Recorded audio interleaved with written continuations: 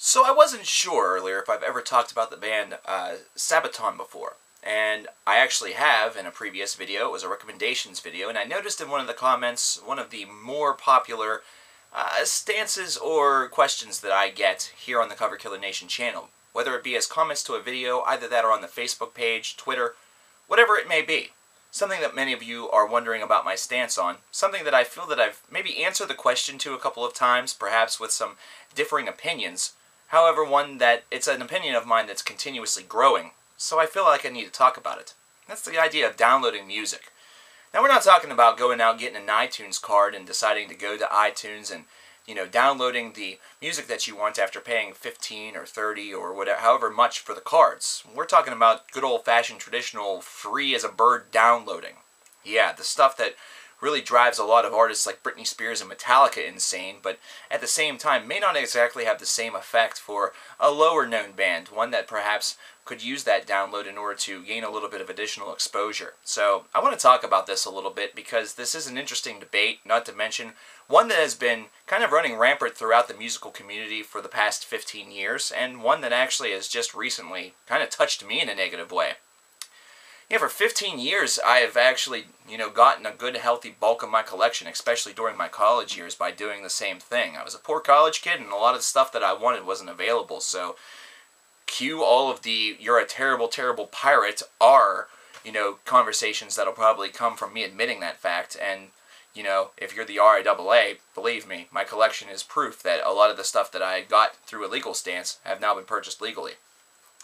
Speaking of that, we're going to speak directly to the fact that Bruce Springsteen's new album, which I purchased earlier this year and have on my computer for playback and did so for the review, considering my computer is essentially my mobile reviewing machine, recently came under fire because somebody tried to download it off of me, and it actually caused a strike on my account. And I find it odd that it was a guy like Bruce Springsteen, who has literally millions and millions of impressions and literally millions and millions in sales to really go to his name, that would be the person that would complain. And really, I would think that if anybody would have a reason to complain, it would be the lesser knowns, considering they're on a tighter schedule as far as getting, reimbursed for their hard work. And this is something where you would think that they would like to get those couple of bucks as opposed to having them just sort of fade away.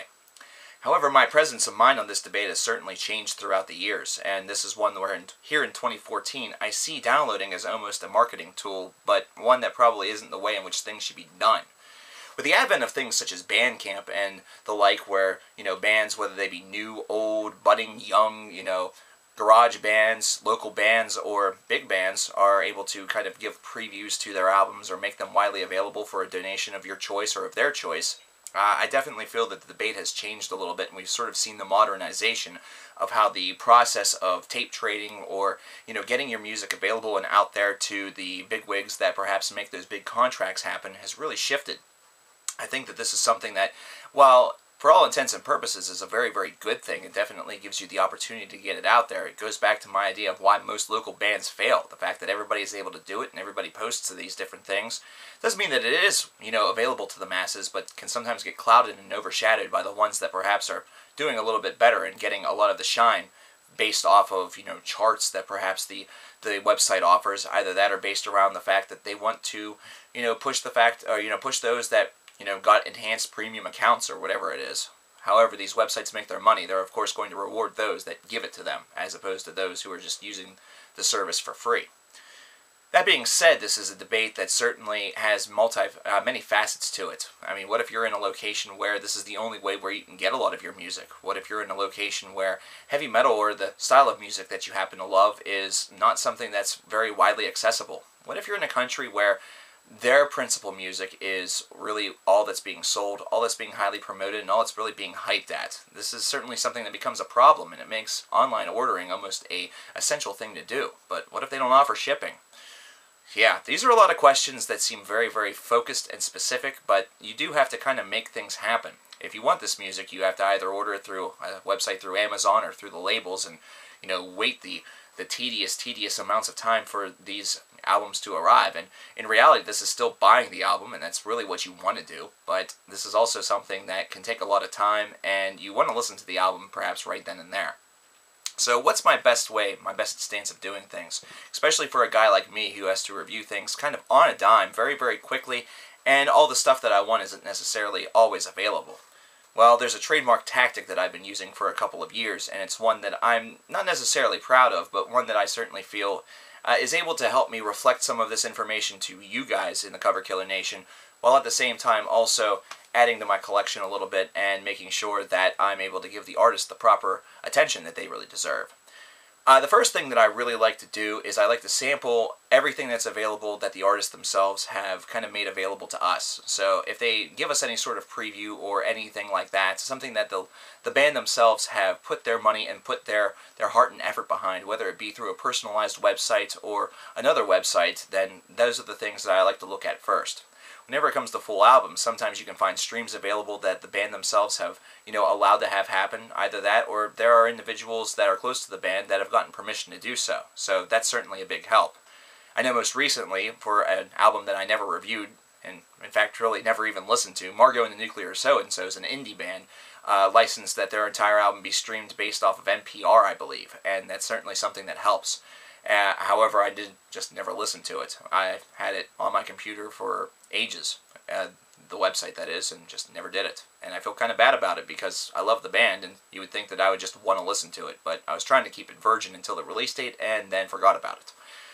But yeah, if you're able to do something like that, something that the band themselves really is putting their money behind and putting their faith behind that you're going to love the album, then I highly recommend this 100%. I know that many people use YouTube as a means to do this as well. However, this is something that's usually not done by the band themselves, and usually it's done by individuals that have either gotten pre-purchases of the album or things like that, kind of like with downloading, and they just make it available because it's in their shared folders. And, obviously all of them are using downloading tools and things like that in order to get it. Now, I do use some downloading tools if I need to, and that's absolutely if I need to, which sounds like some sort of terrible heresy coming from the guy that is really very in your face about buying music and, making sure that you get music the correct way. But it's principally because most of the albums that I review I end up buying anyway. In most cases, a lot of them I already have pre-ordered. It's all basically just waiting for the shipping, and I want to make sure that I'm able to give the band the hype that it really deserves. Not to mention also tell you guys in the Cover Killer Nation what I think about the album and whether or not it's something that you really should check out. Now, of course, you should check it out regardless, principally based on the fact that it's music, but at the same time, a recommendation here and there is definitely something I know you guys appreciate, and I also appreciate all the ones that you give me. Now, of course, you may be realizing that the album reviews have come a little bit slower than usual, and certainly hasn't been at the added effect of maybe every single day, and it's kind of been interspersed within some top 10s or discussion videos such as this one, but that's principally because this is something that's changed throughout the past couple of years. This isn't something that's necessarily based around my own productivity or my own time. Well, okay, time does definitely play a part, but this is certainly something that's also based around the fact that a lot of these albums I want to make sure that I get, and I want to make sure that are available for other individuals that want them, which is not something that's always possible. In reality, what I think that you should do whenever it comes to downloading is, if you want to sample the disc, give it the opportunity. But if you do end up liking it, don't be a lazy music fan. Being a lazy music fan implies that you get it for free, you like it, you're able to promote the crap out of it, and that's about it. You don't go out and seek it. You should definitely seek it. You should seek that physical copy, that copy that really has all the trademark charms that are really included. Trademark charms such as the artwork, such as the disc itself, and really the biggest trademark charm of supporting one of the bands that you really, really like. Yeah, it might just be a couple of bucks, and really whenever you get behind all of the different fees that are involved for producers and directors and blah blah blah that we mentioned in the musical economics video a couple of weeks or months ago, however long it's been, what's time, it's really something that still aids the band in one way, shape, or form. Not to mention, it is also something that helps them gain another fan.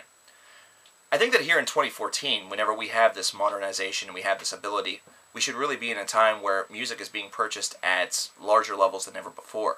This isn't something where we should be just downloading 1 or 2 tracks and that's it. That's really more so of a symbol of how bad some of the traditional pop music and stuff has become, where you only enjoy 1 or 2 tracks on the album. Those are the only 2 that you download, and for the rest of it, the work that really has been done by an artist, you basically tell them to go collectively fuck themselves in the ass.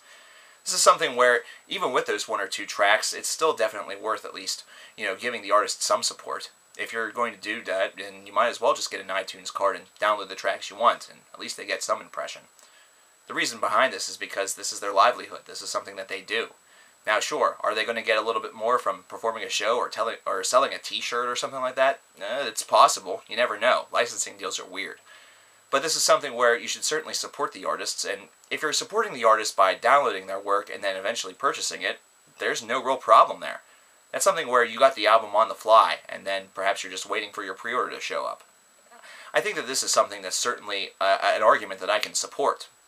It may seem illegal, and really there's a lot of gray area there, principally because it's something where you can't guarantee that somebody's going to do that. You can't necessarily take their word for it, and plus we live in a skeptic's universe anyhow, where everybody's doing it for illegal means and illicit means, and trying just to get something for free, as opposed to, being a good individual, just wanting to listen to the music, and then eventually buying it whenever it comes out.